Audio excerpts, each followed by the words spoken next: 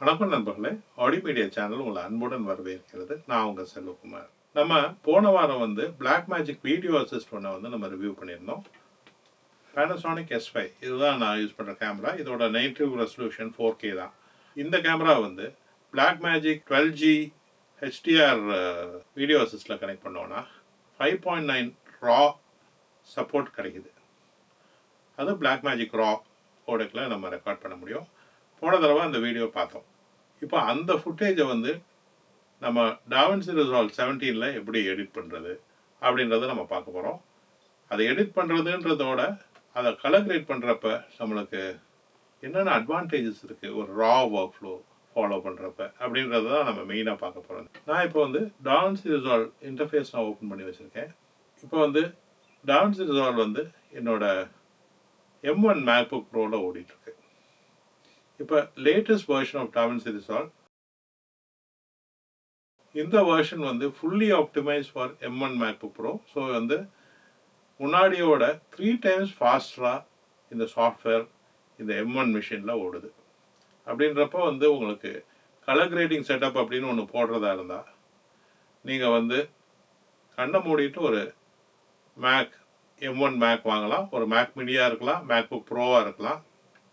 எந்த machine வாங்கினாலுமே performance எதேஷ்டமாக இருக்கும் உங்களுக்கு. ஸோ ரேம் ஆப்ஷன்ஸ்னு பார்க்குறப்போ M1 மிஷினில் 8GB கூட போதும். நான் இப்போ ஓட்டிகிட்டு இருக்க மிஷின் பார்த்தீங்கன்னா ஒரு MacBook Pro, இது 8GB தான் எங்கள்கிட்ட மெமரி இருக்குது. 16GB இருந்தால் ப்ரிஃபரபிள், ஃபியூச்சர் ப்ரூஃபாக நீங்கள் வச்சுக்கலாம். மற்றபடி M1 is very very fast. So அதை பற்றி நீங்கள் யோசிக்கவே வேண்டியதில்லை. நீங்கள் ஒரு Mac மினி வாங்கி கூட நீங்கள் கலர் கிரேடிங் பண்ண முடியும். அது ஒரு பெரிய அட்வான்டேஜ். ஸோ இப்போ இந்த மிஷினில் நான் சாம்சங் T5 ஹார்ட் டிஸ்கில் தான் இந்த ஃபுட்டேஜஸ்லாம் வீடியோ அசிஸ்ட்லேருந்து இந்த ரா ஃபுட்டேஜஸ்லாம் கேப்சர் பண்ணோம். அந்த ஹார்ட் டிஸ்கே எடுத்து நான் இங்கே என்னோட M1 MacBook Proவில் USB-C அதாவது Thunderbolt 3 கேபிள் வழியாக நான் கனெக்ட் பண்ணியிருக்கேன். ஸோ நான் இங்கே போயிட்டு Blackmagic இதில் நான் மீடியா பேஜில் இருக்கேன். இந்த T5 அப்படின்னு சாம்சங் T5ல நான் கிளிக் பண்ணேன்னா அதில் இருக்க ஃபுட்டேஜஸ்லாம் நம்ம பார்க்க முடியும். ஸோ இது பார்த்தீங்கன்னா இதுதான் நம்ம ஷூட் பண்ண ஃபுட்டேஜ். நம்ம இதை ப்ளே பண்ணோன்னா நம்ம கேட்கலாம் என்ன இருக்குது அப்படின்றதையும்.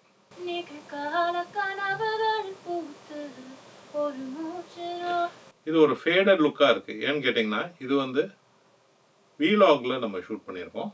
இந்த கிளிப்பை நம்ம இப்போ டைம் லைனுக்குள்ளே கொண்டு வருவோம். அதுக்கு முன்னாடி ஃபஸ்ட்டு மீடியா பூல்குள்ளே இம்போர்ட் பண்ணிவிட்டு நம்ம எடிட் பேஜ் உள்ள போகிறோம்னு வச்சுக்கோங்களேன். எடிட் பேஜில் இந்த கிளிப்பை போய் ரைட் கிளிக் பண்ணி create new timeline using selected கிளிப்னு போட்டிங்கன்னா இது டைம் லைனில் வந்துடும்.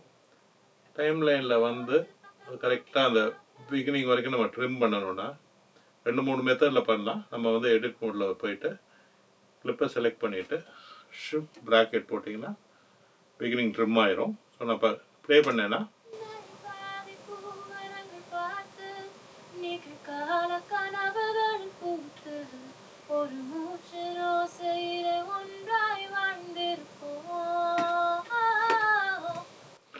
ஸோ நம்ம இப்போ இது ஃபேடடாக இருக்குது. இதை நம்ம ஒரு ஆப்டிமைஸ்டாக நம்ம கொண்டு வரணும்னா 2-3 விஷயம் பண்ணணும். ஃபஸ்ட்டு நம்ம கலர் பேஜ் போயிடலாம்.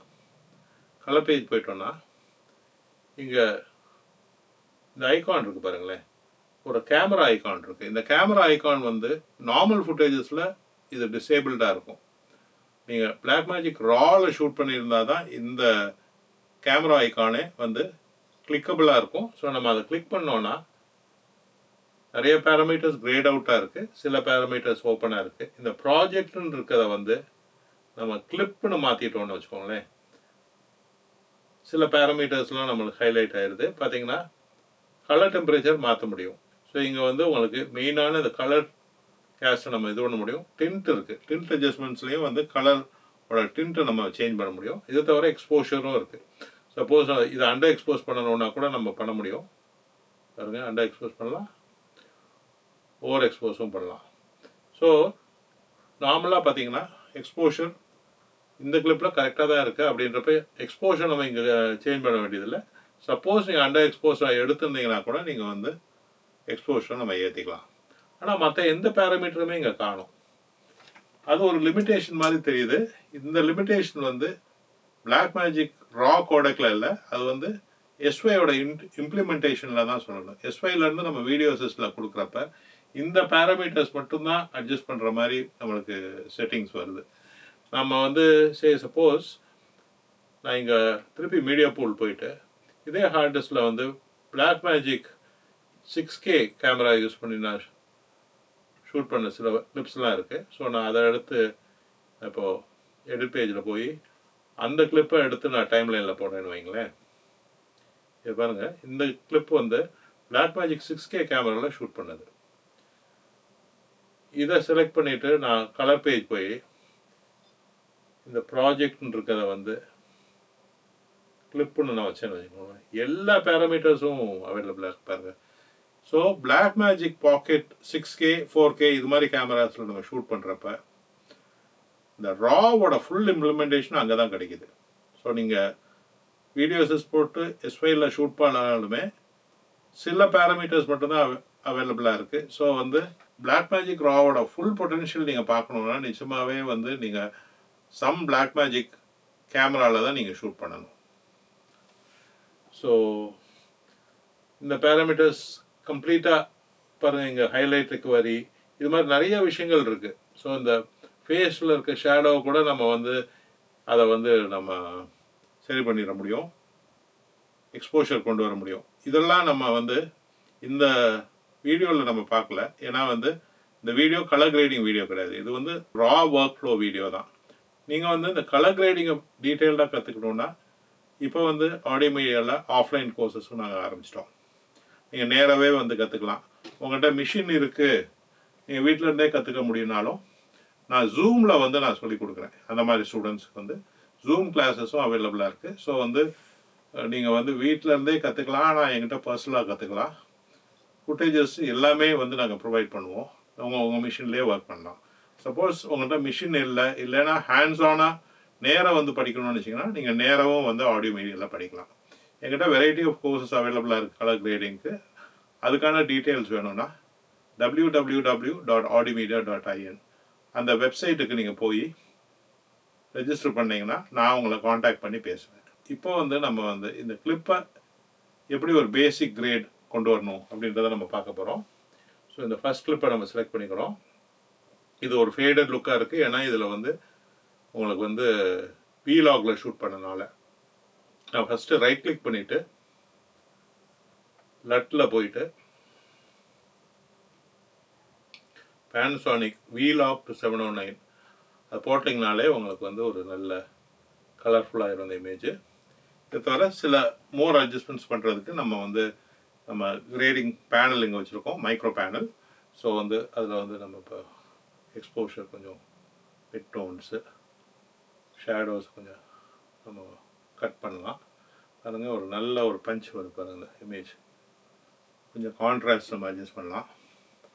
இது எல்லாமே நான் பேனல் அட்ஜஸ்ட் பண்ணுறேன். நம்ம இங்கேயும் வந்து ஸ்க்ரீன்லேயும் நம்மளால் அட்ஜஸ்ட் பண்ண முடியும். ஸோ இது வந்து நம்ம இந்த ஸ்க்ரீன் போயிட்டு நம்ம mid point, mid tone contrast, இந்த பேவட் அட்ஜஸ்ட் பண்ணலாம். ஹைலைட்ஸ் நம்ம கட் பண்ணலாம், இல்லைன்னா இன்க்ரீஸ் பண்ணலாம். ஷேடோஸ் இன்க்ரீஸ் பண்ணலாம். இவ்வளோ கண்ட்ரோல்ஸ் இருக்குது இந்த கிளிப்பில். ஸோ நம்ம வந்து இதை பண்ணிவிட்டு கிரேட் பண்ணாமல் இருக்கப்ப ஒரிஜினல் ஸ்டேட் எப்படி இருக்குன்னு பார்க்குறதுக்கு இந்த கலர் ஐக்கான் இருக்கு இல்லையா, இதை கிளிக் பண்ணிங்கன்னா இப்படி தான் கிளிப்பு இருந்தது. இதுதான் வந்து ரா கிளிப்பு. நம்ம கிரேட் பண்ணதுக்கப்புறம் இது மாதிரி ஒரு லுக் வந்துருக்கு பாருங்கள், பியூட்டிஃபுல்லாக இருக்குது. அது பார்க்குறதுக்கு நல்லா பஞ்சியாக இருக்குது. இதுக்கு மேலேயுமே நிறைய செகண்டரி கரெக்ஷன் இது மாதிரி நிறைய வேலைகள் பண்ணலாம் டாவின்சி ரிசால்வில். அதெல்லாம் நீங்கள் ஃபுல்லாக கற்றுக்கிறதுக்கு எங்கள் கோர்ஸ் வந்து ஜாயின் பண்ணிங்கன்னா நீங்கள் ஃபுல்லாக கற்றுக்கலாம். நம்ம வந்து இன்னொரு விஷயம் தெளிவாக தெரியுது இந்த வீடியோவில். நீங்கள் வந்து வீடியோ அசிஸ்ட் வாங்கி பண்ணால் உங்களுக்கு வந்து ராவில் நம்ம ஷூட் பண்ண முடியும். சில பேராமீட்டர்ஸ்லாம் நான் லேட்டர் அட்ஜஸ்ட் பண்ண முடியும். ஆனால் அதோட உங்களுக்கு மோஸ்ட் யூஸ்ஃபுல்லான விஷயம் என்னன்னு கேட்டிங்கன்னா, அந்த வீடியோ அசிஸ்டில் வீடியோவை ஷூட் பண்ணுறப்ப அதை ப்ராப்பர் ஃபோக்கஸ்லேயும் எக்ஸ்போஷர்லேயும் ஷூட் பண்ணுறதுக்கு அது ரொம்ப ஹெல்ப்ஃபுல்லாக இருக்கும். இந்த 7 inch HDR மாடலில் பார்த்தீங்கன்னா உங்களுக்கு பிரைட்னஸ் வந்து பக்கா பிரைட்னஸ் கிடைக்கும். ஸோ நம்ம அவுட்டோர்லேயே பிரைட்டாக பார்க்க முடியும். நம்ம வந்து எஸ்ஒயோட ஸ்க்ரீன்ல எல்லாம் பார்த்தீங்கன்னா ரொம்ப ஃபேடடாக தெரியும், உங்களுக்கு ஃபுல் பிரைட்னஸ் இருக்காது. ஸோ ஃபுட்டேஜ் வந்து நல்லா பிரைட்டாக பார்க்க முடியும். ப்ளஸ் வந்து ஃபால்ஸ் கலர், ஃபோக்கஸ் ஸ்பீக்கிங், இது மாதிரி விஷயங்கள்லாம் இருக்குது. ஸோ வந்து ஃபால்ஸ் கலர் வச்சு நம்ம எக்ஸ்போஷர் வந்து கரெக்டாக கேஜ் பண்ண முடியும். ஃபோக்கஸ் ஸ்பீக்கிங் வச்சு நம்ம வந்து பக்காவாக ஃபோக்கஸில் இருக்கா அப்படின்றதெல்லாம் நம்ம செக் பண்ண முடியும். ஸோ நம்ம ஷூட் பண்ணுறப்ப எந்த எரர்ஸும் வராது. அது ரொம்ப முக்கியம். ஏன்னா நீங்கள் அவுட்டோரில் போய் ஷூட் பண்ணுறீங்க, மாடல் வச்சு ஷூட் பண்ணுறீங்க, இல்லைன்னா ஒரு ஆக்டர் வச்சு ஷூட் பண்ணுறீங்கன்னா நீங்கள் லேட்டர் வந்து ஐயோ இது ஃபோக்கஸில் இல்லை, இது வந்து எக்ஸ்போஷர் சரியா இல்லைன்னு நீங்கள் ரிப்பெண்ட் பண்ண வேண்டியதில்லை. எல்லாமே பக்காவாக பண்ணுறதுக்கு இந்த வீடியோஸஸ் ஹெல்ப் பண்ணும். நம்ம ரா கேபிலிட்டிஸ் அந்தளவுக்கு பேனசானிக்கில் ஃபுல் பேராமீட்டர்ஸோட வரலன்றனால நம்ம ப்ரோரஸில் கூட நம்ம ஷூட் பண்ண முடியும். ப்ரோரஸில் வந்து நம்ம ஷூட் பண்ண போகிறோன்னா நீங்கள் வந்து இந்த பேனசானிக் S5ல ஒரு செட்டிங்ஸ் இருக்குது. ரா அவுட்புட் வயா HDMIன்னு ஒரு அவுட்புட் செட்டிங் இருக்குது. அந்த செட்டிங்கை ஆஃப் பண்ணிட்டீங்கன்னா நீங்கள் வந்து HDMI மூலமாக ப்ரோரஸ் அப் டு 4K நம்ம வந்து ஷூட் பண்ண முடியும். ப்ரோரஸில் பண்ணுறப்பையும் கலர் கிரேடிங் ரொம்ப ஈஸியாக இருக்கும். ப்ளஸ் வந்து அந்த ஃபைல் வந்து உங்கள் கம்ப்யூட்டரில் ரொம்ப அழகாக ப்ளே ஆகும். அது ரொம்ப முக்கியமான விஷயம்.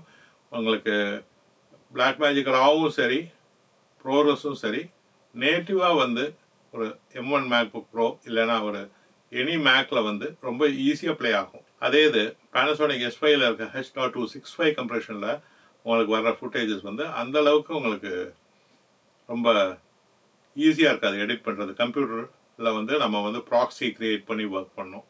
ஸோ அந்த ஒர்க் ஃப்ளோ வந்து ஃபாஸ்ட் ஆகிறதுக்கு நிச்சயமாகவே ஒரு வீடியோ அசிஸ்ட் ரொம்ப யூஸ்ஃபுல்லாக தான் இருக்கும். வீடியோ அசிஸ்ட்லேயே இன்னொரு மாடல் இருக்குது Blackmagicல. அது வந்து 3G மாடல். அந்த மாடல் பார்த்தீங்கன்னா அதில் வந்து 5.9K ரா பண்ண முடியாது, ஆனால் வந்து ப்ரோரஸ் பண்ண முடியும். ஸோ உங்களுக்கு ப்ரோரஸில் ஷூட் பண்ணால் போதும்னா, ப்ளஸ் வந்து அந்த video assist features, false colour, அந்த பிரைட் மானிட்டர், ப்ளஸ் வந்து ஃபோக்கஸ் ஸ்பீக்கிங், இதெல்லாம் போதும் உங்களுக்கு. அந்த அட்வான்டேஜ் போதும்னா நீங்கள் 3G மாடலே வாங்கலாம். அதோட விலை பிலோ 40,000. ஸோ அது 5 inch மாடல் வாங்கினா போதும் உங்களுக்கு. அது ஒரு குட் வேல்யூ ஃபார் மணி. இந்த 3G மாடல் ஆஃப் வீடியோ அசிஸ்ட்டை வேற ஒரு ரிவ்யூவில் நான் உங்களுக்கு அதை காட்டுறேன். இந்த வீடியோ உங்களுக்கு பயனுள்ளதாக இருந்திருக்கும்னு நம்புகிறேன். இது மாதிரி பல வீடியோவும் பார்க்குறதுக்கு எங்கள் சேனலை சப்ஸ்கிரைப் பண்ணுங்கள். இந்த வீடியோவை லைக் பண்ணுங்கள், உங்கள் நண்பர்களோட ஷேர் பண்ணுங்கள். அப்படியே அந்த பெல் ஐக்கானையும் ப்ரெஸ் பண்ணிங்கன்னா நாங்கள் செஞ்சு போடுற அடுத்தடுத்த வீடியோ உங்களுக்கு ஒரு நோட்டிஃபிகேஷன் வரும். இது உங்கள் செல்வகுமார் ஆடியோ மீடியா சேனலுக்காக. நன்றி.